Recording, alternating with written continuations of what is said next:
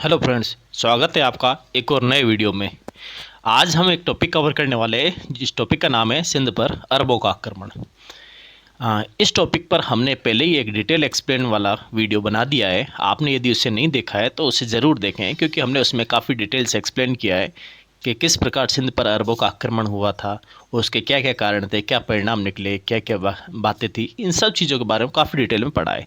यदि आपने उसको पढ़ा है और यदि आपने उसको डिटेल में देखा है तो उसके बाद आपको कुछ प्रश्नों को ज़रूर करना चाहिए, ताकि आपको किसी प्रकार की कोई परेशानी नहीं हो और एग्ज़ाम में यदि प्रश्न आते हैं तो उन प्रश्नों को आप आसानी से कर सकें। तो आज के प्रश्न हैं, इनकी शुरुआत हम करते हैं। इसमें सबसे पहला प्रश्न है, सिंध पर अरबों का आक्रमण की जानकारी हमें किस ग्रंथ से मिलती है। ध्यान दीजिए, मध्यकालीन भारत का ये बहुत ही महत्वपूर्ण ग्रंथ है जिसके जो आपको अरबों का सिंध पर आक्रमण की जानकारी देता है। तो इसका नाम क्या है? चचनामा। तो चचनामा ग्रंथ से हमें सिंध पर अरबों के आक्रमण की जानकारी मिलती है। चचनामा जो है वो किस भाषा में लिखा हुआ है? अरबी भाषा में लिखा हुआ है। प्रश्न परीक्षा में काफ़ी बार पूछा गया है, चचनामा किस भाषा का ग्रंथ है, किस भाषा में लिखा गया? तो ये अरबी भाषा में लिखा हुआ है। अब देखिए, अगला प्रश्न है आपका, तीसरा प्रश्न है, चचनामा का लेखक कौन था? चचनामा का लेखक कौन था? तो देखिए, चचनामा का जो लेखक है आपको नज़र आ रहा होगा, अली अहमद है। चचनामा का लेखक कौन है? अली अहमद। लेकिन आपको एक बात बता देते हैं कि चचनामा वास्तव में अरबी भाषा में लिखा गया था और इसके जो वास्तविक जो रचनाकार थे उनके बारे में कोई जानकारी प्राप्त नहीं है। लेकिन इसी चचनामा को अरबी से पुनः अरबी भाषा में लिखने का जो श्रेय है वो अली अहमद को दिया जाता है। इसलिए चचनामा को अली अहमद के साथ में जोड़ा जाता है। यानी कि वास्तविक जो चचनामा अरबी भाषा में लिखा गया था उसका जो लेखक है, रचनाकार है, वो अज्ञात है। लेकिन पुनः अरबी भाषा से इसे फिर से अरबी भाषा में ट्रांसलेट किया गया, तो उसको रचना करने वाला व्यक्ति कौन था? अली अहमद है। यदि आपके परीक्षा में प्रश्न आता है और यदि उसमें आपके अज्ञात लिखा आता है या इनमें से कोई नहीं, तो आप उसको सेलेक्ट करें। और अदरवाइज यदि अली अहमद नाम आता है तो आप अली अहमद को सेलेक्ट करेंगे। अगला प्रश्न, चचनामा का अंग्रेजी भाषा में अनुवाद किसने किया? ध्यान दीजिए, चचनामा काफ़ी इंपॉर्टेंट और महत्वपूर्ण ग्रंथ था, इसलिए इसका कई भाषाओं में अनुवाद हुआ है, जिसमें से इंग्लिश भाषा का इसका काफ़ी इंपॉर्टेंट रोल प्ले करता है। तो इसमें अंग्रेजी भाषा में अनुवाद करने वाले व्यक्ति का क्या नाम था? यूएम दाऊदपोटा। तो यूएम दाऊदपोटा ने इसे अंग्रेजी भाषा में अनुवाद किया था। अगला प्रश्न देखिए, सिंध पर अरबों का पहला आक्रमण कब व कहाँ हुआ था? पांचवा प्रश्न है। देखिए, सिंध पर सबसे पहली बार जो आक्रमण है सन 636 ईस्वी में हुआ था। सिंध पर पहली बार आक्रमण कब हुआ था? 636 ईस्वी में बम्बई के थाना क्षेत्र पे, यानी महाराष्ट्र राज्य पे हुआ था। लेकिन ये जो आक्रमण था ना, ये पूरी तरह से क्या हो गया? असफल आक्रमण हुआ था। उस समय खलीफा जो अरब के जो खलीफा थे मुसलमानों के, वो कौन थे? वो खलीफा थे उमर। तो उनके काल में ये आक्रमण होता है बम्बई के थाना क्षेत्र पर। लेकिन ये आक्रमण पूरी तरह से असफल रहा, इसलिए इतिहास में इस आक्रमण के बारे में ज़्यादा जिक्र नहीं होता है। अगला प्रश्न है आपका, सिंध पर अरबों का सफल आक्रमण कब हुआ था? तो सिंध पर अरबों का जो पहला और सफल आक्रमण हुआ है ना, वो सन 712 ईस्वी में होता है। कब होता है? 712 ईस्वी में। ध्यान दीजिए, ये प्रश्न आपके परीक्षा में काफ़ी बार पूछा हुआ है और इसको आप हमेशा ध्यान रखें कि सिंध पर अरबों का जो आक्रमण है वो सन 712 ईस्वी में हुआ था। ठीक है, इसके पीछे भी कहानी है। कहानी शायद आपको पता होगी कि राजा दाहिर के क्षेत्र, राज्य क्षेत्र यानी कि सिंध के देवल क्षेत्र के आसपास से जो श्रीलंका से जो व्यापार करने वाले व्यापारिक जहाज है वो अरब जाया करते थे, और उसी सिंध क्षेत्र में समुद्री डकैतों ने अरबों के जहाज़ों को रोक लिया था और उनमें से माल को उन्होंने उतार लिया, यानी माल लूट लिया था। इस कारण से उन्होंने राजा दाहिर से हर्जाना मांगा और राजा दाहिर ने इसे देने से मना कर देता। काफ़ी डिटेल में हमने इस कहानी को वीडियो में समझाया है, आप वहाँ जाकर देखेंगे तो आपको काफ़ी इंटरेस्ट के साथ में इसको पढ़ने में भी मज़े आएंगे। तो सिंध पर जो अरबों का सफल आक्रमण हुआ वो कब होता है? सन 712 ईस्वी में।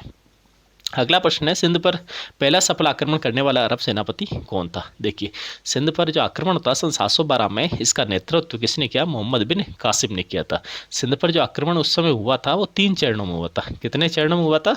3 चरणों में हुआ था। पहले चरण का जो मुखिया था, यानी पहले चरण का जो सेनापति था वो कौन था? उबैदुल्ला। उसका नाम क्या है? उसका नाम है उबैदुल्ला। और उसके बाद में जो दूसरा व्यक्ति आया था, यानी कि जो दूसरा आक्रमणकारी था, उसका नाम था वर्दुल। ये दोनों का आक्रमण कैसा रहा? असफल रहा था, यानी कि इन दोनों ने सफलता हासिल नहीं की। तब तीसरे नंबर पे जो 17 वर्षीय एक व्यक्ति था जिसका नाम था मोहम्मद बिन कासिम, उसने इस पर आक्रमण किया और इसमें सफलता हासिल की थी। तो मोहम्मद बिन कासिम का नाम इसमें आगे लिया जाता है, यानी कि मोहम्मद बिन कासिम का आक्रमण क्या था, सफल आक्रमण रहा था। अगला प्रश्न है, मोहम्मद बिन कासिम के आक्रमण के समय सिंध का शासक कौन था? जब मोहम्मद बिन कासिम ने सिंध पर आक्रमण किया तो उस समय सिंध में ब्राह्मण वंश का शासन चल रहा था। किस वंश का शासन चल रहा था? ब्राह्मण वंश का शासन चल रहा था। और इस ब्राह्मण वंश का जो शासक था उसका नाम क्या था? उसका नाम दाहिर था। तो इस यदि आपसे ये पूछ लिया जाता है उस समय शासक कौन था, तो शासक कौन था? दाहिर था। अगर आपसे वंश पूछा जाए कि मोहम्मद बिन कासिम ने जब भारत पर आक्रमण किया या सिंध पर आक्रमण किया था उस समय सिंध में किस वंश का शासन चल रहा था? तो ब्राह्मण वंश का शासन चल रहा था। और यदि आपसे ये पूछ लिया जाए कि उस ब्राह्मण वंश का संस्थापक कौन था, तो कौन था? चाच था। चाच कौन था? चाच दाहिर का पिता था। ठीक है, अगला प्रश्न देखिए, प्रश्न संख्या 9। मोहम्मद बिन कासिम का आक्रमण के समय सिंध पर किस वंश का शासन चल रहा था? तो अभी इसके बारे में जिक्र कर रहे थे, उस समय किसका शासन चल रहा था? उस समय ब्राह्मण वंश का शासन चल रहा था। और इस ब्राह्मण वंश का जो संस्थापक कौन था? वो चाच था। ये चचनामा जो है उसी के कार्यकाल में लिखी गई थी, इसलिए इसमें चचनामा दिया हुआ है। यानी कि इसे चास नाम का जो व्यक्ति था जो कि राजा दाहिर का पिता था, उन्हीं के नाम पर चचनामा अरबी भाषा में लिखा हुआ ग्रंथ है। आपसे पहले भी चर्चा कर चुके हैं कि चचनामा जो है वास्तव में अरबी भाषा में लिखा है और इसका वास्तविक जो लेखक है उसके बारे में जानकारी नहीं है, लेकिन अरबी से पुनः अरबी भाषा में इसका अनुवाद जो किया था वो अली अहमद ने किया था। हाँ जी, अगला प्रश्न है, राजा दाहिर की राजधानी कौन सी थी? जब मोहम्मद बिन कासिम ने आक्रमण किया था उस समय जो राजधानी हुआ करती थी दाहिर की वो कौन सी थी? अलौर या अरौर हुआ करती थी। यहीं से राजा दाहिर अपना शासन संचालन किया करता था। अगला प्रश्न है, सिंध पर पहला सफल आक्रमण कब हुआ? 712 ईस्वी में। इसका अगला प्रश्न है, प्रश्न संख्या 12। सिंध आक्रमण के समय अरब का जो खलीफा था वो कौन था? खलीफा वाहिद था। देखिए, जब समुद्री जहाज़ों को लूट लेगा और यहाँ वहाँ के जो खलीफा थे, वहाँ के सूबेदार थे अल हज्जाज, उन्होंने राजा दाहिर को पत्र लिखा और कहा कि हमारे जहाज़ों को लूट लिया गया है और इसके हर जाने में आपको पैसे देने पड़ेंगे क्योंकि हम आपको टैक्स देते हैं। तो राजा दाहिर ने मना कर दिया था। इस वजह से अल हज्जाज ने वहाँ के खलीफा वाहिद से परमिशन मांगी और आक्रमण करने की उसने परमिशन दे दी। तो काफ़ी इंपॉर्टेंट प्रश्न है, आपसे पूछ लिया जाए कि सिंध आक्रमण के समय अरब खलीफा कौन था? तो उस समय कौन था? खलीफा वाहिद हुआ करता था। ठीक है, अगला प्रश्न है, लेकिन जब 636 का आक्रमण हुआ था उसका भी आपको ध्यान रखना है, खलीफा उमर था। अगला प्रश्न है, मोहम्मद बिन कासिम ने सिंध के किस स्थान पर पहली बार जजिया कर लगाया था? तो मोहम्मद बिन कासिम ने सिंध का देवल क्षेत्र जीता था। तो इसी सबसे पहले जिस क्षेत्र को उसने जीता था उसी क्षेत्र में क्या लगा दिया उसने? जजिया कर लगा दिया। ध्यान दीजिए, भारत में यानी हिंदुस्तान में सबसे पहले जो जजिया कर लगाने का जो श्रेय जाता है वो किसको जाता है? मोहम्मद बिन कासिम को जाता है। उसने सन 712 ईस्वी में जजिया कर लगा दिया था। तो जजिया कर क्या होता है ये आप जानते हैं, आगे प्रश्न भी आने वाला है। देखिए, जजिया कर क्या होता है? जजिया कर एक गैर मुसलमानों पर लगाए जाने वाला एक धार्मिक कर है। यानी कि ऐसा क्षेत्र जिस क्षेत्र का शासक कौन है? मुसलमान है, तो वो उस क्षेत्र में रहने वाले गैर मुसलमान लोग यानी कि हिंदू, जैन, ईसाई, पारसी, यहूदी, यानी किसी भी धर्म को, यानी सिर्फ मुसलमानी धर्म को छोड़कर अन्य धर्म का जो व्यक्ति है उनको उस क्षेत्र में रहने के लिए एक टैक्स देना होता है जो कि जजिया कर कहलाता है। अगला प्रश्न देखिए, अगला प्रश्न है, भारत में सबसे पहले जजिया कर किसने व कहाँ लगाया था? ध्यान दीजिए, प्रश्न परीक्षा में इसी प्रकार से घुमा फिरा कर पूछे जाते हैं, इसलिए आप इन सभी प्रश्नों को स्क्रीनशॉट ले लें या फिर आप इनको नोट कर सकते हैं ताकि आप परीक्षा में किसी प्रकार से कन्फ्यूजन नहीं हो और इन्हीं प्रश्नों को आगे पीछे करके पूछा जाता है। तो भारत में सबसे पहले जजिया कर किसने लगाया था? मोहम्मद बिन कासिम ने लगाया था। और किस क्षेत्र में लगाया था? सिंध के देवल क्षेत्र में। ठीक है ना। अगला 16वां प्रश्न है, भारत में सर्वप्रथम जौहर का साक्ष्य किस ग्रंथ से मिलता है? तो भारत में सर्वप्रथम जो जौहर का साक्ष्य है वो चचनामा से मिलता है। किस ग्रंथ से मिलता है? चचनामा, जिसके बारे में आपको बताया है कि चचनामा एक बहुत ही प्राचीन ग्रंथ है जो एक वास्तविक ग्रंथ यानी कि इसको एक बिल्कुल सच्चा ग्रंथ माना भी जाता है। ठीक है, अरबी भाषा में लिखा हुआ। कभी कभी इन ग्रंथों की भाषा पूछ ली जाती है, इसलिए उस समय के जो ग्रंथ हैं ज़्यादातर अरबी भाषा में हुआ करते थे। अगला प्रश्न है आपका 17वां, राबर का युद्ध कब व किसके मध्य हुआ था? तो राबर का युद्ध किस किस के मध्य हुआ था? राबर का युद्ध राजा दाहिर जो कि सिंध का शासक हुआ करता था और मोहम्मद बिन कासिम जो अरब सेनापति था, इन दोनों के बीच में 712 ईस्वी में होता है। और 712 में जो युद्ध होता है राबर का युद्ध, इसमें राजा दाहिर की क्या हो जाती है? मृत्यु हो जाती है। राजा दाहिर की मृत्यु हो जाने के बाद में उसकी 2 पत्नियां थी, जिसमें से एक पत्नी का नाम था रानी बाई। तो रानी बाई ने कुछ समय के लिए तो मोर्चा संभाले रखा, लेकिन उन्होंने जब देखा कि काफ़ी सारे उनके सैनिक हैं वो वीरगति को प्राप्त हो गए, अब उनके जीतने की कोई संभावना नहीं है, इस कारण से उन्होंने क्या कर लिया था? जोहर कर लिया था। इस प्रकार भारत में जोहर का जो पहला साक्ष्य है वो भी किस में मिलता है? इस चचनामा में मिलता है। तो जोहर करने वाले यदि किसी व्यक्ति के नाम पूछा जाए तो कौन थे? वो रानी बाई थी। और ये रानी बाई कौन थी? राजा दाहिर की पत्नी थी। ठीक है, अगला प्रश्न देखते हैं। मोहम्मद बिन कासिम की भारत में अंतिम विजय कौन थी? देखिए, मोहम्मद बिन कासिम ने भारत में जब सिंध आक्रमण किया था उस समय उसने काफ़ी सारे क्षेत्र जीते थे। आपको वीडियो में काफ़ी डिटेल से इसके बारे में समझाया, आपको वीडियो ज़रूर देखना चाहिए। तो मोहम्मद बिन कासिम ने सबसे पहले देवल पर किया था, फिर उसके बाद में नीरुन। तो आप क्रम देखिए इनका क्या क्या है? देवल, नीरुन, सेवान, सीसम, फिर उसके बाद में ये आपका सिक्का, मुल्तान, काफ़ी सारे उसने क्षेत्र जीते थे। उनमें आपके अरोर, अलोर, रावर, इन क्षेत्रों को भी उसने जीता था। तो सबसे अंतिम जो उसका आक्रमण था वो कौन था? मुल्तान था। सबसे अंतिम आक्रमण इसका कौन सा था? मुल्तान। तो इस मुल्तान पर उसने अंतिम बार अपनी विजय हासिल की थी। और मुल्तान से उसे इतना मात्रा में सोना प्राप्त होता है कि इस मुल्तान को वो एक स्वर्ण नगर की संज्ञा देता। ध्यान दीजिए, ये पूछ लिया जाता है मध्यकालीन भारत के इतिहास में किस स्थान को स्वर्ण नगर की संज्ञा दी गई थी? तो किसे दी गई थी? मुल्तान को दी गई, क्योंकि यहाँ से उसने काफ़ी सारी मात्रा में सोना प्राप्त किया था। एक प्रश्न और है जो हमने पिछले वीडियो में भी बताया था और उसको डिटेल में पढ़ाते समय भी समझाया था कि मोहम्मद बिन कासिम ने भारत पर किस मार्ग से आक्रमण किया था? तो मोहम्मद बिन कासिम ने भारत पर मकरान मार्ग से आक्रमण किया था। ध्यान दीजिए, आरपीएससी के फर्स्ट ग्रेड में ये प्रश्न काफ़ी बार पूछा हुआ है। मोहम्मद बिन कासिम ने भारत के किस मार्ग से आक्रमण किया था? तो कहाँ से किया है? मकरान मार्ग से। इसके अलावा आपने यदि ध्यान दिया हो तो हमने पिछले वीडियो में महमूद गजनवी के मार्ग के बारे में भी चर्चा की थी। ठीक है, तो महमूद गजनवी ने खैबर दर्रा से किया था। कहाँ से किया था? खैबर दर्रा में। खैबर दर्रा से उसने भारत में एंट्री ली थी। और इसके अलावा जो मोहम्मद गोरी था जिसने भारत में एंट्री कहाँ से ली थी? गोमल दर्रा से। तो ये तीनों के तीनों जो आक्रांता थे, विदेशी आक्रांता, इन तीनों ने भारत के अलग अलग क्षेत्रों से, अलग अलग मार्ग से भारत में एंट्री ली है। और इनसे संबंधित प्रश्न काफ़ी बार पूछा हुआ है, तो इसको थोड़ा सा आप जरूर ध्यान रखें। आप डिटेल वीडियो में देखेंगे तो आपको काफ़ी सारी नई चीज़ उसमें और देखने को मिलेगी। अगला 19वां प्रश्न है, मोहम्मद बिन कासिम के सिंध पर आक्रमण का तात्कालिक कारण क्या था? तो मोहम्मद बिन कासिम के सिंध पर तात्कालिक कारण जो था, अरब जहाज़ों को सिंध के देवल क्षेत्र में लूटना। आपको थोड़ी देर पहले कहानी समझाई थी और आप शायद जानते भी होंगे इस कहानी के बारे में कि मोहम्मद बिन कासिम यानी अरब के जो जहाज़ थे उनको देवल क्षेत्र में रोक लिया गया था और हर्जाना उसको नहीं दिया गया था। हालांकि दाहिर का उसमें कोई लेना देना नहीं है, वो तो समुद्री डाकुओं ने लूटा था, लेकिन फिर भी ये युद्ध दाहिर के ऊपर आ गिरा। हाँ जी, अगला प्रश्न है आपका, पंचतंत्र का अरबी भाषा में अनुवाद किसने किया था? पंचतंत्र एक नीति शास्त्र की किताब है जिसका अरबी भाषा में अनुवाद करने वाला जो व्यक्ति था वो कौन था? इब्न अल मुकफ़्फ़ा था। पंचतंत्र का अरबी भाषा में अनुवाद किसने किया था? इब्न अल मुकफ़्फ़ा। तो जिस प्रकार से पंचतंत्र हिंदी या संस्कृत में नाम है, उसी प्रकार इसका जब अरबी भाषा में अनुवाद हुआ तो इस किताब का नाम क्या रख दिया गया? कलील व दिमना। क्या नाम रखा गया इसका? कलील व दिमना। तो ये नाम आपको ज़रूर ध्यान रखना चाहिए।